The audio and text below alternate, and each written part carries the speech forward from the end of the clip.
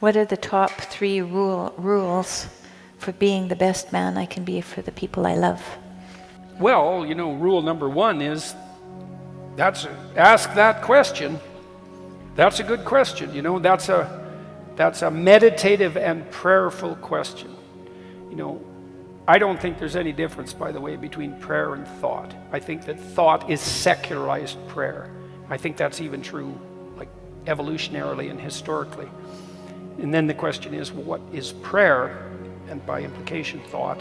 And that is the opening up of yourself to revelation, and then the critical analysis of the revelation. And so what do I mean by that? I mean, when you think, you admit your ignorance, because why think if you're not ignorant? And you note that you have a problem, and you formalize the problem, which is to ask the question associated with the problem, and then you open yourself up for receipt of an answer. It's really important to get the question right. There's the first rule. Get the question right. That's a pretty good question. That question is, how am I the best father and husband in relationship to those I love? And then that has to be a question. And then you can ask yourself, think, okay, how would have I liked my father to have conducted himself? And how did fathers that I knew that I admired conduct themselves? And how did great men in history who would be models for fathers conduct themselves? And what is the eternal spirit of the redeeming father? Those are all the same question at different levels of depth. And if you ask yourself that question, you'll stumble towards a revelation of the answer. And then it's incumbent on you to embody that, to act it out. You could ask a different question. What stupid things am I doing that I could stop doing, that I would stop doing, both, that I could stop doing, that I would stop doing, that are interfering with me being that? And man, that's a great question to ask yourself every morning. What stupid thing am I doing that I could quit doing, that I would quit doing? Because those aren't the same thing, right? Because there's stupid things that you're doing that you're just not going to quit doing because you like them.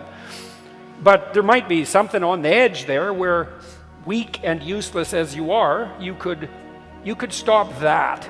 And part of the reason I wrote this one rule here, tell the truth, or at least don't lie. No, that was the first book. That's rule 8 in the first book. Tell the truth, or at least don't lie. Well, why did I formulate it like that? It's like, well, you can't tell the truth because, what the hell do you know? But some of the things you say are lies, and you know it, and some of the lies that you tell, you could just stop telling. Well, start with that.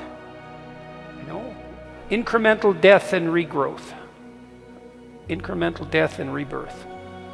And you let the lies die, and you let something new emerge instead, right? That's the resurrection. So you let the spirit of deceit perish, and you let the eternal spirit of redemption arise in its place. And that's really good for you, and it's really good for your wife. It'll spice up your sex life like mad, and because she'll actually want to have you around. And that's kind of useful if you're trying to seduce someone, even your wife, who you might think is otherwise obligated, and perhaps she is, but I don't know how much fun that is. Obligatory sex. It's like, that's not a very good idea. And it'll be really good for your kids, and maybe there's enough to you so that it won't just be good for you and your wife and your kids, but maybe it'll be good for your friends, and then maybe for your community, and who knows what would happen if you really got your act together. There is this weird idea that's central to our culture, that because we're all of divine value, that we have the spark of God himself within us, but we don't allow that to make itself manifest because we lack the courage and the faith. And I think that's exactly right. And so it's an open question, if you as a father decided you were going to let your to take the bushel off your light, and that'd be great for your kids. And one of the things you got to understand about your kids, this is really worth knowing. Your kids want to have the best relationship with you that they possibly could have. Like, they're 100% on board with that idea. Way more than anyone you've ever met in your life. And that means you could have the best relationship with your children that you've ever had with anyone. That's what they offer you. And it's up to you to realize that, and you could. And that's a hell of that's a good opportunity, man. Even if you've been beat around a lot and betrayed and hurt, you've got those little kids and they're thinking, what do you want to do, Dad? And if you're bitter, that'll cut you to the quick and you'll hurt them.